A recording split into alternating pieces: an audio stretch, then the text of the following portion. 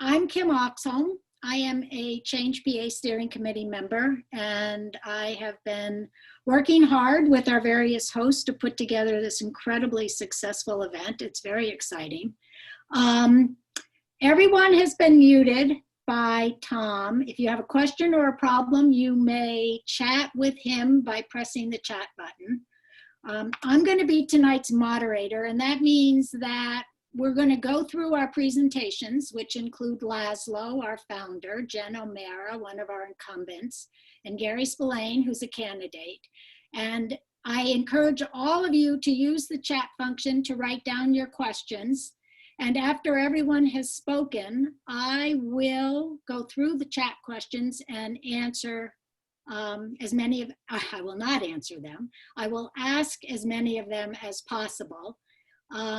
I encourage you to make a decision about whether you want to chat with just me personally. Again, I'm Kim Oxholm, or you can post your question to everyone in the room, depending on how you feel about it. And then I guess that's all I have to say. Thank you all very much for joining us. It is such a treat to be hosting our very first inaugural ChangePA Zoom event, and thanks again for participating. I'm now going to turn it over to Jolly Chrisman, who was one of the hosts who she and I and Judy Wertheimer and Joan Goodman were going to be actually hosting an event in person on May 11th, but unfortunately we are all here instead, but better to be here than to be nowhere together. So Jolly, I'm going to turn it over to you. So good evening, everyone. So glad to see all these folks here. It's really quite exciting. And of course, I had hoped to host you in my home, but that did not work out. But here we are with fabulous tech support. Hopefully things will go swimmingly. And before we move on, I want to acknowledge and thank the other co-hosts who did such a superb job of getting the word out about this event and are to be thanked for the great turnout. So you've heard from Kim, one of our hosts, and in addition we had Judy Wertheim, Joan Goodman, Eve Clothen, Stuart and Sally Eisenberg, Gina Shapiro, Michael Cohen, Laura Jacobs. So thanks to all these wonderful hosts for their work and contribution to this event. And with special thanks to Evelyn Eskin, who did a superb job, just really a wonderful job of coordinating the event, of giving us lots of sound advice about how to pull this off. And without Evelyn, I don't think we really could have done it.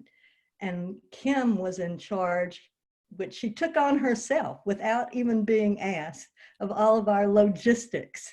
So that was a huge relief, and thank you so much, Kim. I think that tonight's wonderful turnout is really a testament to a couple of things. The first is, I think it's a testament to our shared frustration and our anger at the dysfunction of our government. It is just not to be believed. It is maddening each day. There's something else in the news that makes our collective blood boil. And I think that is one of the reasons that we all wanted to be here tonight. I think that another reason is that the dysfunction of our government is really laying bare the inequities which we probably all knew were there, but this has shown such a light on them. I think about all of us on this call and how fortunate we all are. But as you look beyond our circle, there is suffering everywhere. It is everywhere. And it saddens us and it maddens us. And it makes us want to do something. And so we come together tonight to listen to two candidates as they describe their vision for what government should be. The size of this gathering is also a testament to our hope and our determination. And our hope is for basically a return to democracy for our children and grandchildren, so that we will live in a country that's free and effective. This makes us go ahead with determination and to reach out to other progressives to both activate our progressive community, but also to expand it and to make it more effective. And this is what I see happening with ChangePA, which comes to us with both a strategy for how to fix our government and a community of other people who believe as we do that we can have a functioning, compassionate government that works for the good of all. So I could go on and on about this, but I really want to turn it over to Laszlo Boyd. ChangePA, for those of you who don't know, was started by a brunch that Laszlo and Flora Wolf had at their home with a group of friends right after the election of 2016. And they wanted to think about what could be done. And it was there in those brunches that ChangePA was born. And Laszlo, I'm gonna reach out to you and invite you to tell people a bit about ChangePA and to introduce our first candidate. Thanks so much. Great, Jolly. Thank you very much. I'd like you to introduce me anytime I'm speaking. That was terrific. As Jolly mentioned, the origins of how we got here today go back to November of 2016, and I suspect everybody on this call had the same reaction that Flora and I did. We were devastated. A few weeks later, after we came out from under the covers, we decided to start getting together with people. And we did that. We had brunches, we talked. We really didn't know what to do back there in early 2017. We knew we wanted to do better than throw pillows at the TV or just give up in despair. We wanted to do something positive. We wanted to impact the political environment.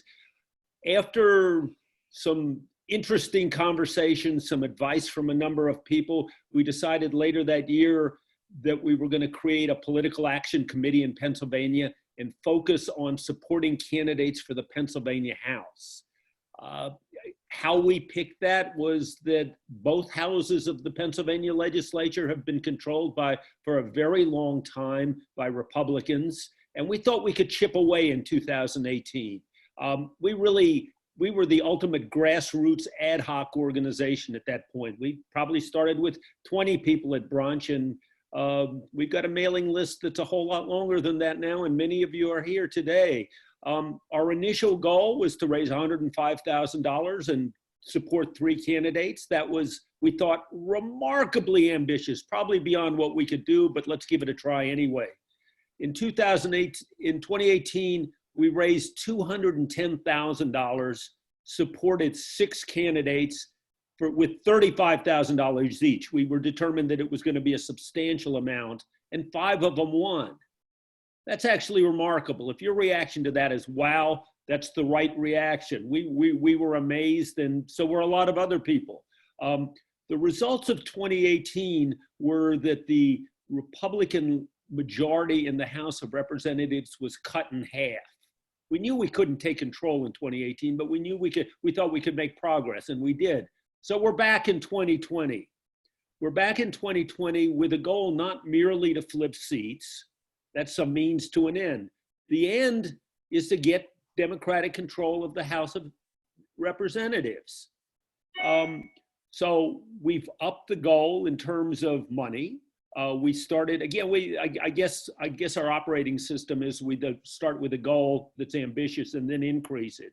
So we started with a goal of $350,000. We're there, but we want 450 so we can do a good job of supporting incumbents who we want to get back next year, and also finding enough seats to flip the control of the legislature. Now, you keep hearing those numbers, and they seem like abstract values. Let me tell you why we're trying to flip the legislature. The first reason, and what people were talking about in our living room way back in 2017, was that the legislature, after each census, gets to draw the legislative boundaries. And Pennsylvania is one of the most gerrymandered states in the country. You know that there was a court decision, but the court decision only affected congressional districts. And you saw when there were fairer congressional districts, Democrats picked up 4 seats. So fairer districts would make a big difference. We're swimming upstream on this. So the first thing we want to do in terms of getting control is to be able to control the redistricting process. Beyond that, though, there are lots of important issues that I think a lot of us did not appreciate how important state legislatures are. Democrats didn't appreciate it because they lost 1,000 state legislative seats in the prior 10 years. We're getting them back now. We've won 450 across the country since Donald Trump was president, and I think we're going to win a lot more this time. If we won control of the legislature, we would decide about the crazy bills the Republicans are introducing now to take away reproductive rights of women. We would be able to make decisions about gun control. We would be able to make decisions about fully funding education, which is, again, Pennsylvania is down in the low 40s in educational funding. You probably have your favorite list. I guarantee you that it will make a huge difference what happens in terms of control of the legislature. And then let me give you the scary scenario. If the Supreme Court, in its infinite wisdom, decides to overturn Roe versus Wade, the control of that issue is going to be at the state level. And right now what's happening is Republicans pass really onerous bills. The governor vetoes them. There are enough Democrats to sustain the vetoes, but you know, we need to gain control, to not be fighting from a defensive position, but trying to gain control. And so that's going to make a huge difference. You have your favorite advocacy groups. I think they do terrific work. I'm going to tell you that none of the issues you care about are going to change because of advocacy. They're only going to change if you change the people in Harrisburg. So this has been an exciting ride. We've gotten to learn much more about the legislature. We've gotten to meet and work with terrific candidates. I have the great pleasure now to introduce 2 of them to you. I'm going to start with, I'm going to say a young woman. That's all right, isn't it, Jen? A young woman who I met in 2017, who was working at the University of Pennsylvania and decided to run for the legislature. She is terrific. She's one of the real joys of being involved in this. Jen O'Mara ran for the first time in 2018. She's running she ran in the 165th district in Delaware County. Delaware County had been a solid Republican area really since the Civil War, and people slowly chipped away at it. Jen's one of the leaders of that. She's absolutely terrific. She and the people that went with her as a new class in 2018 are starting to change the culture of Harrisburg. I've promised Jen that we're going to elect a few friends to help her out there. And I'll introduce one of those friends in a little while, but let me start with Jen O'Mara and have her talk about her own remarkable story. Jen? Well, thank you very much, Laszlo, and thank you to the now 87 people who are on this call. It's very exciting. So I've been sitting here and reflecting on what my life was like immediately following Donald Trump getting elected, right? That sobering morning in November when we woke up and realized everything changed. And at that time, I was never involved in politics. I still worked at Penn. And my elected official was, my state rep was a man. My state senator was a long-term Republican, and my congresswoman was my congressman, I'm sorry. And now it's crazy to think that I am now my own state representative, and my congresswoman is Mary Gay Scanlon, one of the Fab Four in Pennsylvania, and we replaced that all long-term Republican with Tim Carney. And Delaware County is now fully represented by 5 Democrats, and a lot of that work was supported by ChangePA. So I want to thank you, because my campaign last year, or 2 years ago now, I won by a huge margin of 530 votes. On the machines, it was 154. We stretched that win margin by having a very well organized absentee ballot program. And running a campaign like that required funding. So that initial funding, or that funding from ChangePA in that initial year, was really instrumental. So just to tell you a little bit about me, and then I want to talk about Harrisburg. Like Laszlo mentioned, I worked at Penn when all this started. I was not involved in politics. I'm a first-generation college student. I went to Westchester University. I got my grad degree at Penn while working there. I went to school at night. I'm a certified teacher. And what I always talk about is I lost my father to gun suicide when I was 13. And that really formulated my beliefs and my feeling that public programs are supposed to be there to help families and to help people when they need them. And when I decided to run, it was because I felt like some of those programs, like public schools, like CHIP, like the unions that provided us with my dad's pension as a union firefighter, and my mom with a job as a union school bus driver, who, when she only had a high school diploma. It's really important that we protect things that support middle class families and working class families.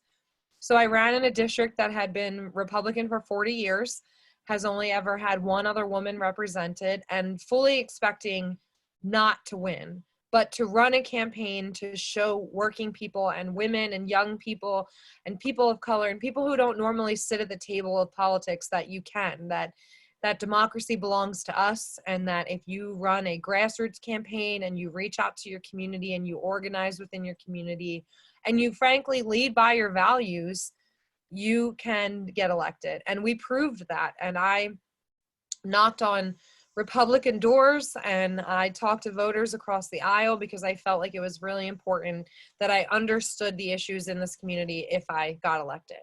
I was very surprised as I read my defeat speech on election night when my team came running in saying, "Switch speeches, you won."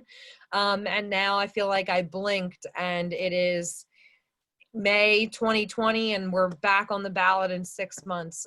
But this last year and a half in the legislature really proved like the things that we care about are determined in Harrisburg. We have had to fight to protect a women's right to choose 4 different times this legislative session between attacks in the Senate and the House. There are constant attacks on the environment every day, all the time, through different environmental or through different legislative maneuverings. Without Greg Vitale, in fact, frankly, other legislative environmental champions who keep us up to date, they would be deregulating and poisoning our water all over the place.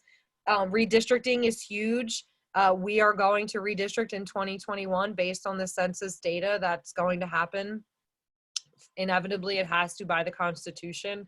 And the majority party is going to have a large say in how that redistricting happens. Public transit funding is something that people say, what issues keep me up at night?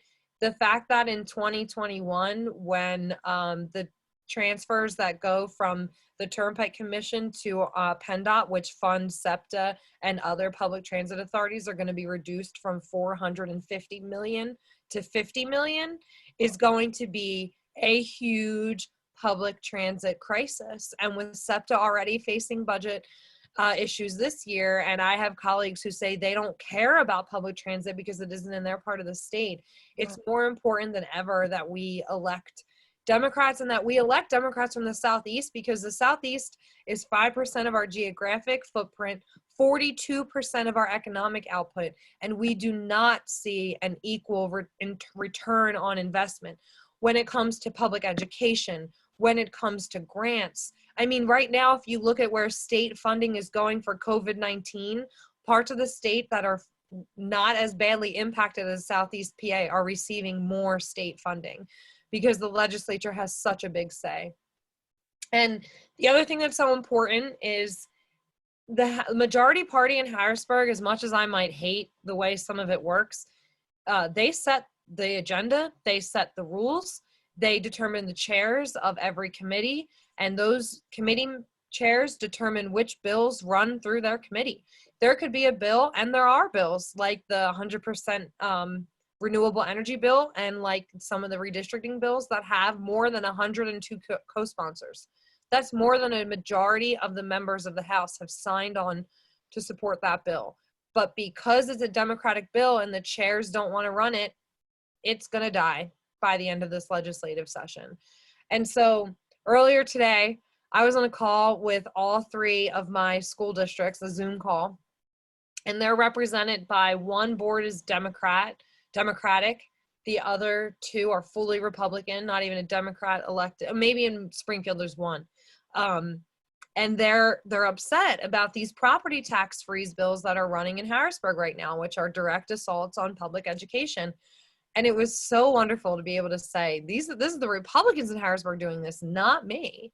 But to also, they were fearful, and they're saying, you know, what are we going to be able to do to protect our budget? And I said, I don't, mean to be anything but honest, but you need to worry about the election in November, and we need to elect pro public ed legislators because they're going to be making these decisions. And COVID-19 has highlighted the inequities that were already there in our society. They're just putting them in a glaring forefront so people can't ignore them anymore. And it's going to take big creative solutions to solve some of these problems. Frankly, this is our New Deal moment. This is the chance for us to remake and restructure American society like as we used to know it, because we're never going to know it like that again, or at least not for a long time. And it's going to take bold and progressive leaders who are not only willing to think differently, but who operate differently, who aren't in the pockets of lobbyists, who care about what their constituents want and who work hard. And the one thing that I will end with is there's a big difference between legislators that got elected in 2018 and the ones that have been there for a long time. And that's true on both sides of the aisle. And I sit with Wendy Ullman next to me, Melissa Schusterman behind me, and Liz Hambidge on this side. And we talk and make a lot of decisions together. And we often hear from lobbyists how different we all are, that we take notes and we listen and we ask questions. And the fact that that wasn't happening is sad, but I think it also shows that we're trying to do things differently. And it's going to also require us to be willing to work with all the members of the House, even the ones we don't agree with. And some, both Republican and Democrat members, are so entrenched into their own partisan ways that they won't even talk to one another. They will never think of an issue that they might agree on, despite the fact that they disagree on so many, and find a way to work together. And I think that's really important for us to return to compromise. I don't have it in front of me. I was looking for Linda Schleifer would love it, but Dr. Gutman's book, The Spirit of Compromise, sits on my desk in Harrisburg and in Springfield, because I think it's important that we get back to a time where we work together and that we stop villainizing each other for disagreeing, because we've gotten to a point where it's become so partisan. Right now, if you watch Harrisburg, it's so partisan. It's really frustrating. So I'm excited that we're going to have new colleagues next year. I'm really hoping that I go back. I'm going to make sure that I do everything I can to get there. And I look forward to hearing from my future colleague, Gary, and then answering all of your questions. So I just want to thank you all for your support and for your commitment to our democracy. Now more than ever, we need folks like you. So thank you. Wow. You just had a vivid demonstration of a return on investment from 2018 from ChangePA. Thank you, Laszlo. Jen would like some help. And we're trying to do that by flipping 9 seats. I mean, other organizations are involved in this, so it's not just us, but we are a big participant. I'm delighted now to introduce Gary Spillane, and he's running from a district that many of us have, from an area that many of us have not paid much attention to in the past. Gary is running in the 144th district in Bucks County. Much of the attention over the last cycle or two has been in Delaware, Chester, and Montgomery County, and a lot of progress has been made. Bucks County, I don't know, Gary, is it fair to say it's the next frontier? We're looking at a number of races in Bucks, and Gary brings a great profile to this race. He's got years as an entrepreneur and businessman. He's been very successful in that. He decided he wanted to give back and get involved. I've had the fortune to meet with Gary when we weren't doing it by Zoom. We've had coffee together. So it's a real thrill to introduce somebody who's going to join Jen in Harrisburg next year, Gary Spillane. Hi, everyone. Great to see you, even if we're having to do this video wise, but you know, as Kim said, at least we're doing it. And Jen, just a little shout out. I want you to know that I am a Radnor Senior High School graduate. I love your area. I have lived my whole life in this 5-county area. And I want you to know that in terms of background, I'm a family man, I'm a businessman.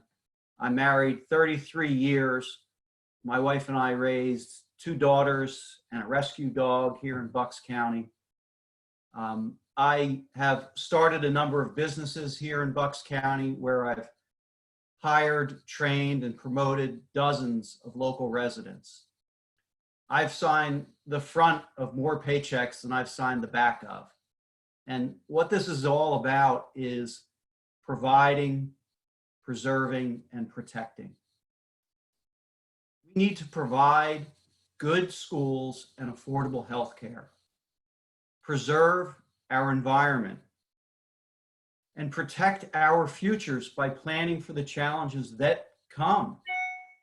Pandemics, financial breakdowns, addiction, abuse, record temperatures, and storms.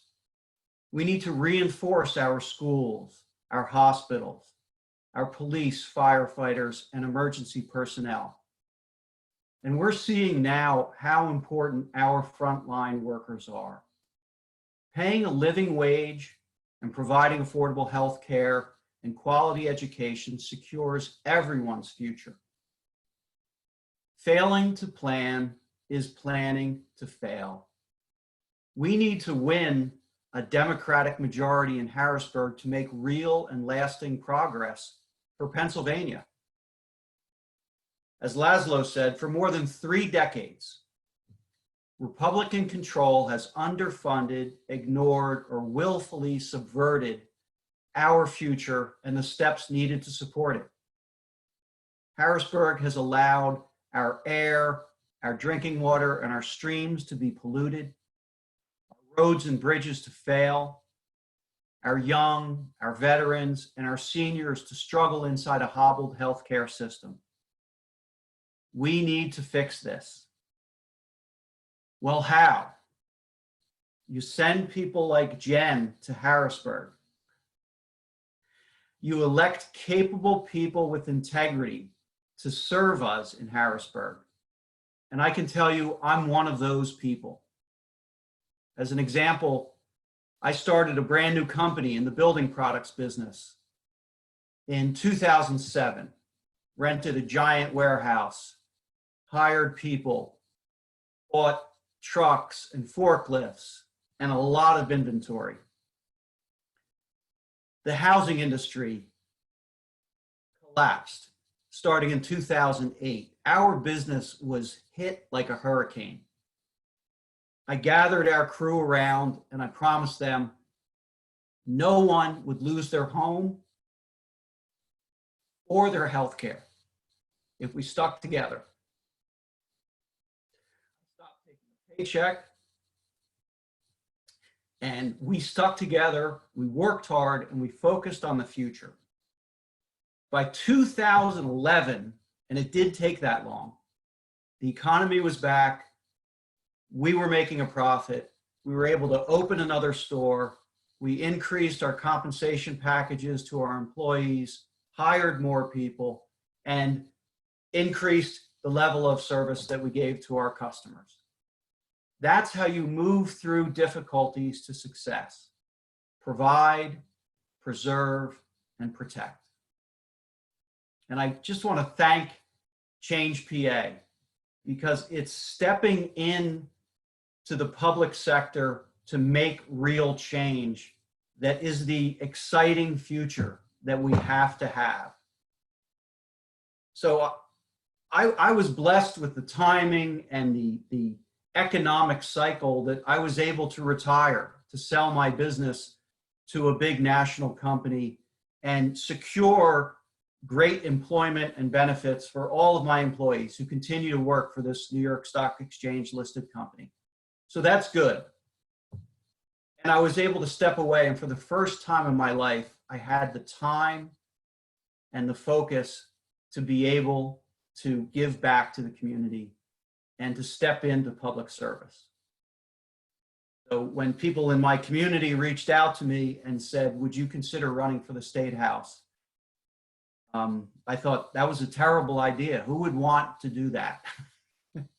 But, you know, when you think about the things, as Laszlo said, that make you want to throw your pillow at the television or worse, the things that make me toss a newspaper across the table, there are fundamental things that we need to secure in this country and in this state to secure the future for our next generations, for our environment.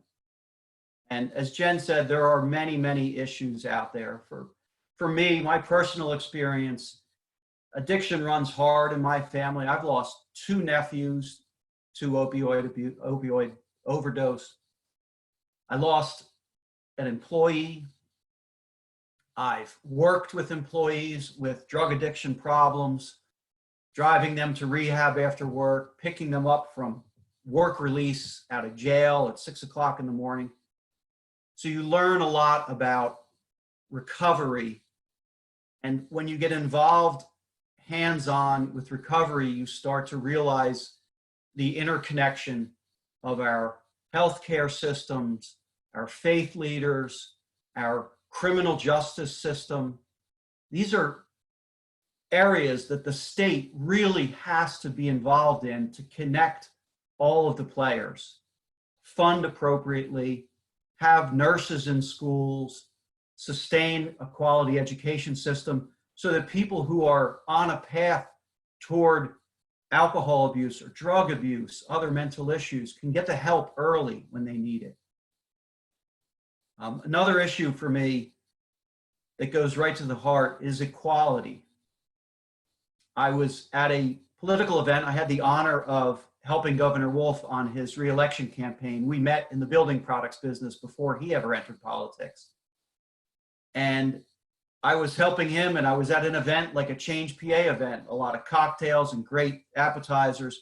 And the governor was giving a sort of standard speech. And for the first time, he touched on the fact that an employer can fire anyone in the state of Pennsylvania based on who they're married to. A couple days before the governor was reelected, my daughter, my older daughter, married a woman. The fact that she could work for me and I could fire her is just unacceptable. And those are the kinds of things that we as Democrats have to bring to Harrisburg to get not Harrisburg out of the 1950s, but out of the 1850s. So these are fundamental things that we need to address. And as Jen said, it's remarkable when a Republican majority, the first vote they take in Harrisburg is for who the House Speaker is. So we have our own Mitch McConnell in Harrisburg, in Stephen Turzai. He doesn't let common sense gun bills come to a vote. He doesn't let common sense, well thought out, funded environmental protection bills come to a vote. He lets anti-abortion, 4 of them, come to a vote. That's up to him. They got voted down, and he knew the governor would veto them. But that's the game that he plays, not planning for our future, not making sure that we're on a path to survive things like this pandemic. Because as I say, for everybody in this room, we know these things come. So I want to thank you for considering to support me. I admire the work that ChangePA does. I'm so excited to be here tonight, and I welcome any and all of your questions. You're a great group. Yes, we are. I want to thank 2 people who I neglected to ask Jolly to thank, and that's Marsha Kung and Rennie Cohen. Thank you both so much for helping us put this event together. And I'm sorry I forgot about you the first time. I'm going to start by asking a question to Laszlo that several people have asked us. And that it's sort of a 3-part question, Laszlo. One, can you explain how it is that ChangePA does the work we do, how we spend our money differently than, and how we do our work differently than, for example, Turn PA Blue, which is also a wonderful organization, but has a very different model. So explain that. And then if you could explain a little bit about our process for picking wonderful candidates like Jen in the first place. And then someone asked if we were going to be supporting candidates outside of what we did last time in 2018, which was just the Philadelphia ring.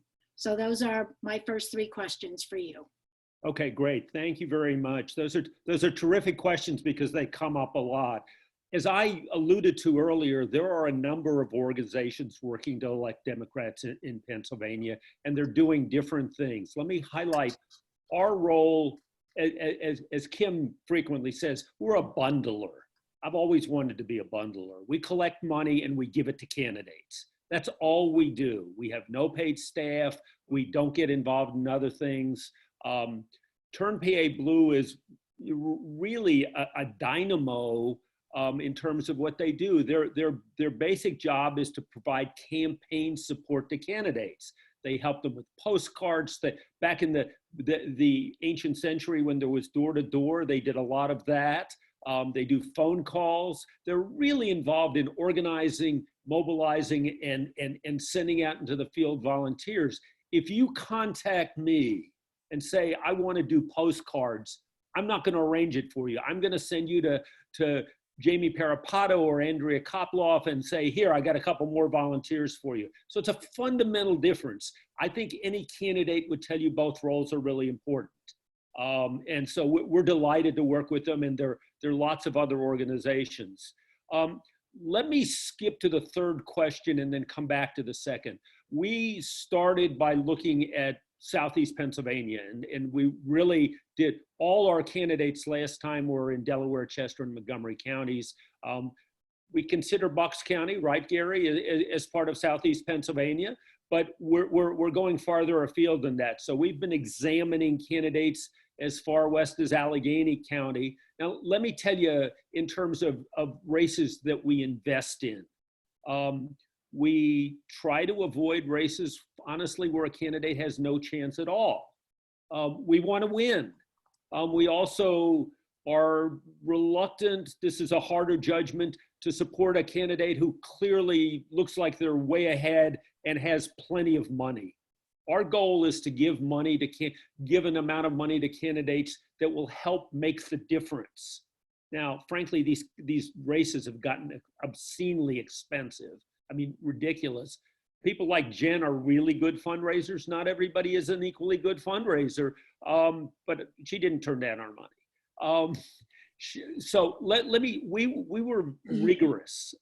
We didn't win 5 out of 6 by throwing darts at a board. We won 5 out of 6 by a rigorous process where we examined the data from previous elections, the registration data, the trend data. Howard Belofsky, who used to refer to himself as our data intern, really is our data director. And he's done a great job of collecting and providing information and helping set the baseline. So if we're starting to look at districts, we start with the data. What are the districts in which there's a chance to flip a district? And the first criterion is how close it was last time. Second criterion is what are the registration figures and what kinds of trend lines there are. That's never enough. We want to understand, and this year it's going to be trickier. We want to understand what kind of campaign a candidate is running. We could look at Jen's race, for example, and say, gee, she's knocking on a jillion doors and she's raising money on her own. And she's clearly a strong candidate. And we got the chance to hear her and talk with her. And so there are, you run the gamut from very hard data categories to more and more subjective.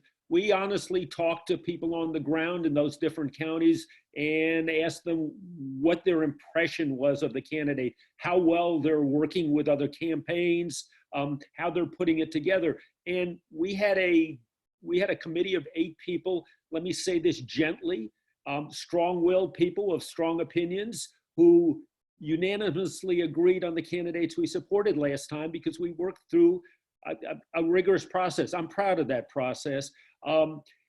We won't be able to do it exactly the same way this time, just because it's a little hard to imagine there are going to be a lot of doors knocked on them between now and November, but who knows? Gary, are you knocking on doors? Probably not now. So that's the process. It's worked well. We're not going to break a model that worked well. And we're looking at, I don't know, we have an initial list of, let me say, 16 or 18 candidates. We could add to that list if we discover more, but we're going to look carefully and we're going to cull that list carefully over the next 2 or 3 months. That cover it, Kim? That's good. Thank you very much. I'm now going to ask Jen a question, and I'm going to ask Jen 2 questions, and that second question will also be for Gary. I'm very good at multiple questions. So Jen, if you could talk a little about, is compromise possible? I mean, even if we get a Democratic majority, it's going to be by a nail. So if we get rid of Terzai, I guess he's leaving, is compromise a possibility with Republicans? And then could both Jen and Gary quickly tell us your top 2, maybe 3 priority areas for what you're going to do on January, whatever day it is you get sworn in? Sure. So I do think compromise is possible, and I will apologize to Gary. I know some of the Democrats in Bucks County get mad at me, but I work actually with not the one Gary's running against, but with a Bucks County Republican, Megan Schroeder, when I do my student debt work. And while we obviously don't agree on everything, and I'm happy to support the person running against Megan, because ultimately a Democrat's going to be better than Megan. Megan has been really open to working with me. We have a bill that we put out together. We've held multiple caucus meetings. We had a hearing and she came. And so did another Republican, which is unheard of. You would think we'd have more joint hearings, but they don't.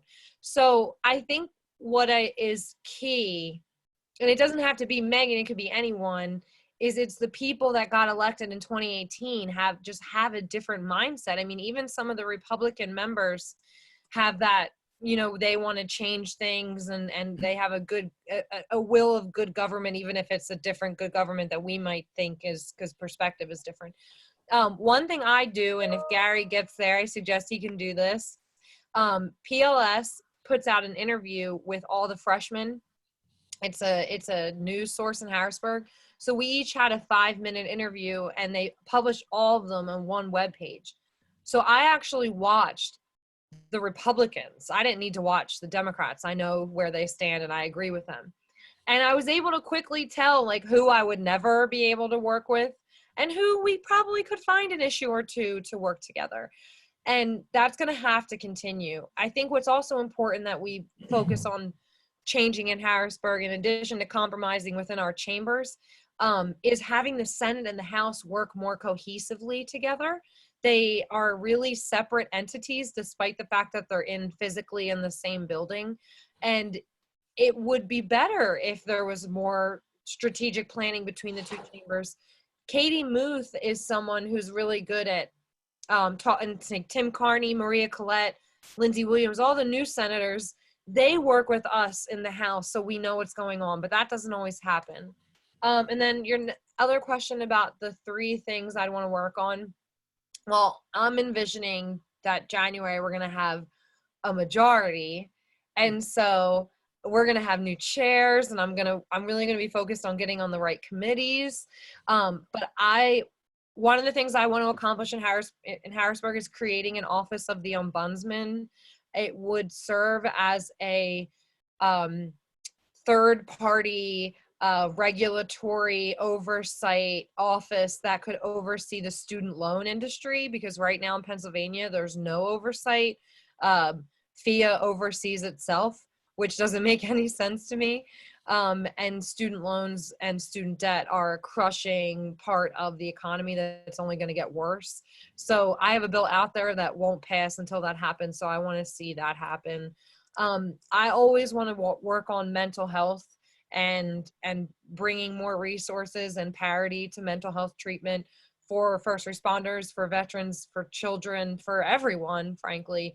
And public ed has always been a priority to me. It's the reason I am where I am today. And we need to fix the fair funding formula. And we need to fix the way we fund and deal with higher ed in Pennsylvania. And so I would really want to focus on those issues with our newly elected Democratic speaker and majority chair. So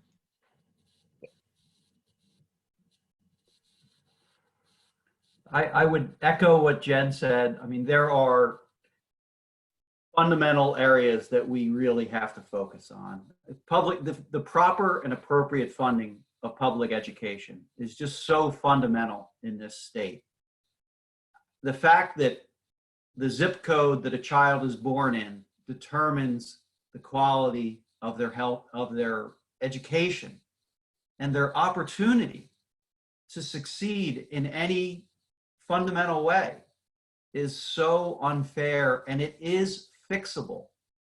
There are a lot of unfair things in the world that are not fixable. Funding appropriately is a lot easier. In 30 years ago, the state used to provide, I think, 60% of the public school funding, and the local community 40%. Now, under Republican control, since they don't like public education at all, they've flipped it and they've walked away and fund less than 40%. And so the state of Pennsylvania is one of the 5 worst states for literacy, for high school graduation. I mean, we are a well-financed state. We are, it's embarrassing. And it's just a matter of priorities. And I really do want to emphasize that I love hearing what Jen says about working with everyone, about creating alliances in Harrisburg with the people that you can work with, that not just looking to see, you know, what color this person's jersey is, what pin they wear on their lapel, or whatever. You have to do business with everybody in order to succeed. And I can just tell you that for whatever reason, in the building products business, the builders, the zoning lawyers, the Chamber of Commerce, the bank executives, 99% of them are Republicans. And I spent my entire life doing business with every one of them. And I can tell you that you can't sell products to people and get paid unless they respect you. So I know how to work with people that don't agree with me on every social issue, but it's all about finding common sense solutions to common problems. And that's what we can do in Harrisburg. I'm not looking for a fight, right? I just want to add one thing Yeah. to Gary's point, and Gary mentioned the first vote we take is for speaker. It's actually the second. First we have to vote on the rules, and this year we voted to not change the rules before we even read them. It's horrible. But then you're right, we vote on the speaker, and having the majority, and that's why flipping other seats in Delco and Bucks County, because frankly the Southeast is where we're going to take seats. The Southwest is where they're going to try to take seats and mimic what we're doing here. So we need to take these seats, but we need to have the majority because they're going to elect a new speaker unless we do. And you mentioned being able to sell things. I actually fear Brian Cutler, the majority leader, more than I fear Mike Turzai. And Brian is who will most likely replace Mike Turzai. The reason is because we all know what Turzai is. We know what kind of person he is. He's the kind of person who retweets that people who have pre-existing conditions, you know, they're expendable. We know how to deal with him. Brian Cutler is smooth. He's suave. He's young. He knows how to get things done. He's a young member to be a majority leader. And if you watch him speak on the floor, he's very eloquent, whether you agree with what he is saying or not. And he is someone that I think we have to really, really prevent from becoming speaker. And so all the work you're doing, in addition to putting good people in the seats, is trying to make sure that we don't have a new, scary, wrapped in a bow Speaker of the House. That's great. Okay, I would like to quickly ask, no, I would not like to be quick, but we don't have a lot of time left. So I would like to ask Gary and then Jen to just quickly talk about, like in a minute or two, what does campaigning look like for you? How would ChangePA money make a difference as you're looking at what COVID-19 is going to be doing to our election process this year? So Gary, I'll let you start. Real quick answer, how are you going to campaign? How would our money help? And then end with Jen, who already has done some great work getting absentee ballots out. So you've got a process that hopefully can be expanded. And then we'll turn it to Jolly.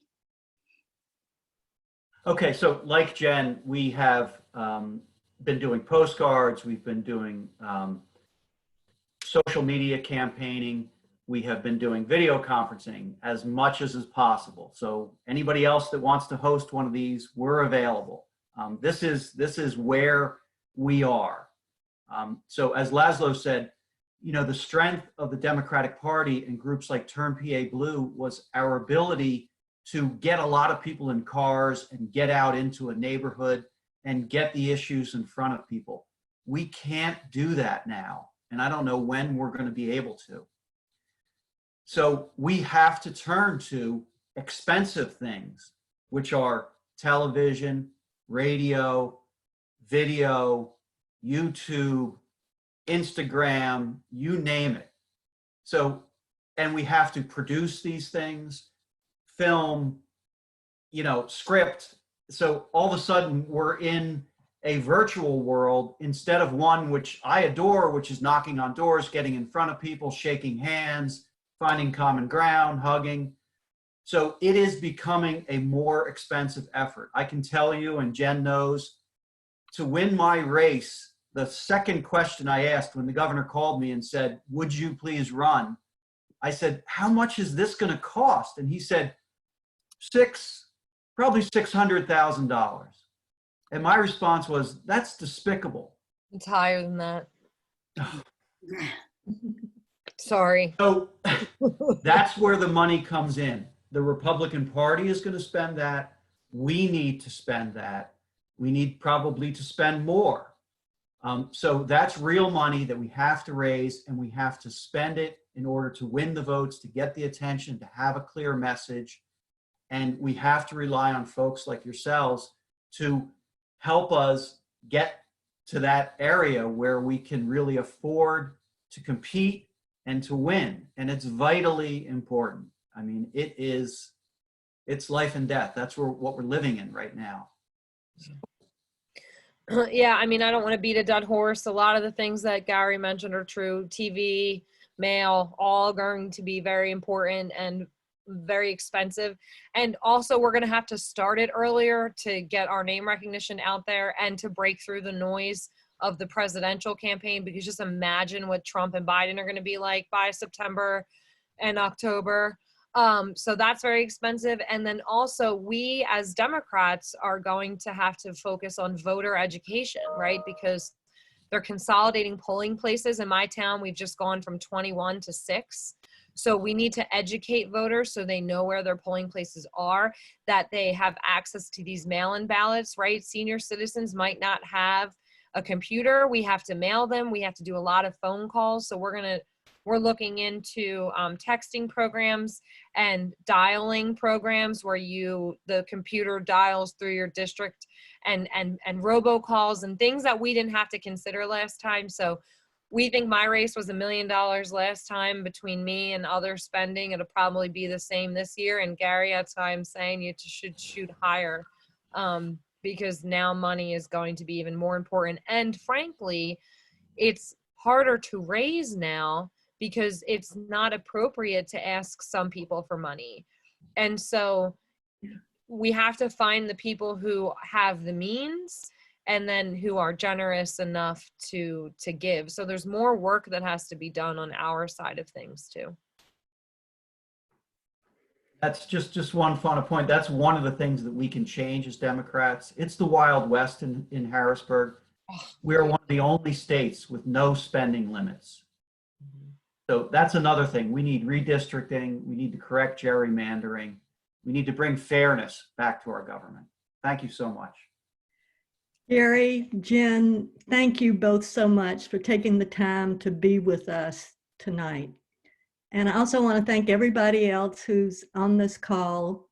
It's so great to have so many people.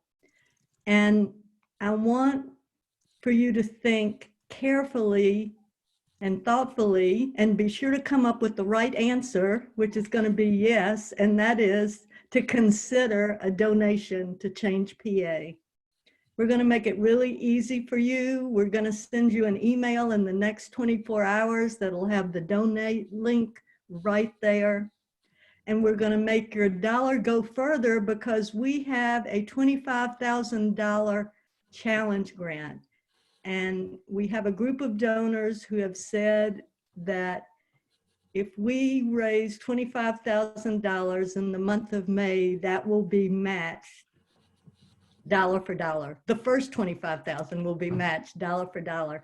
We all hope we raise even more than that. You know, I just want to say one thing about my own decision-making process. It is so wonderful when it happens that my head and my heart are aligned.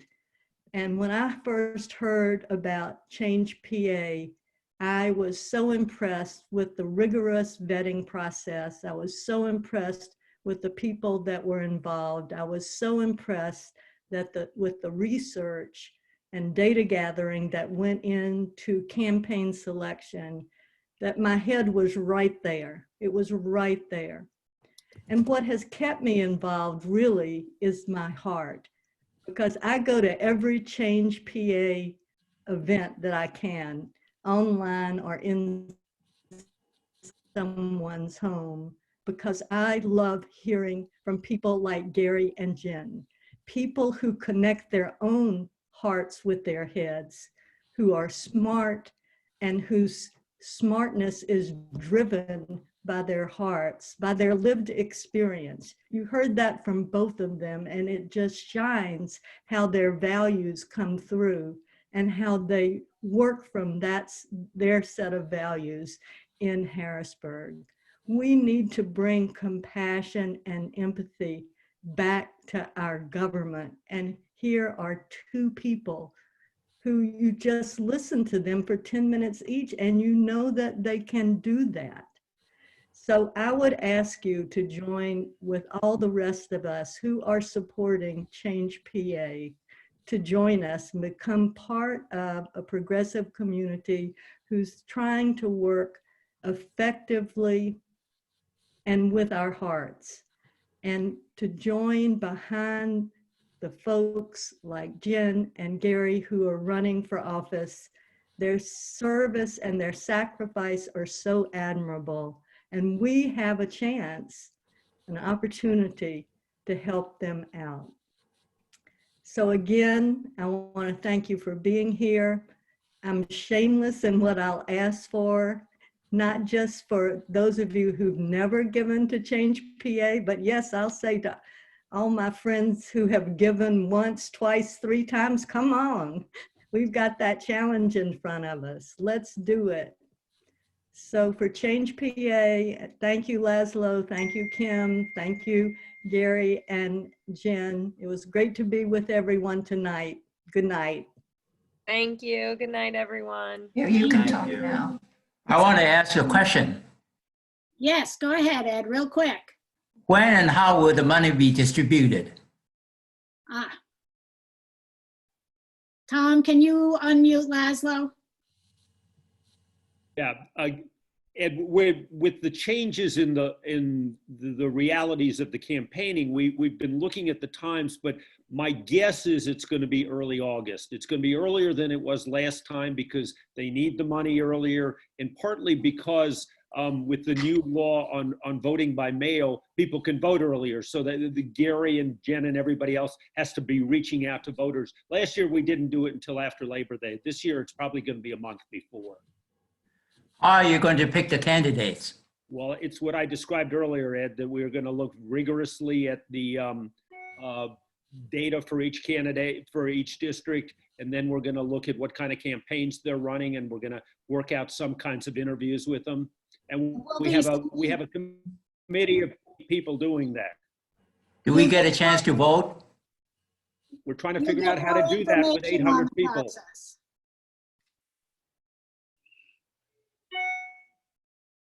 Okay. Thank you all for joining us. Have a wonderful evening. Enjoy your privacy, and hopefully you'll have some place where you can all go out and take some walks, and hopefully maybe after the election we'll all be able to get the November election. We'll all be able to get together and hug each other and be victorious together. Thank you, everyone. Thank you. Thank you. Have a great night. Okay, we exit. I'm just going to keep it open until everybody leaves. Goodbye, everybody. Thank you. You did a great job. It was so wonderful having you all here. Goodbye. Goodbye, Andrea.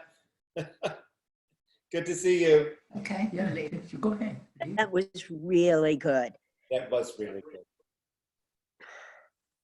What a jackass. What a jackass. You could wait until he's not there. I'm saving the chat, by the way. Gary asked me to. Yes, definitely save the chat. And I've And- recorded the meeting too. Hopefully I'll be able to access that from the cloud. Goodbye, Judge and Judge. Goodbye, judges. I'm We gonna, can't change you, can we? definitely not. Goodbye, Stephen Seplow. I'm going to end the meeting. All right, everybody. Bye-bye. And Andrea, thank you so much for being here. Mary, Debbie, you stalwarts who are still online. Bye. Kim, this was a great job. Long. Goodbye, Andrea.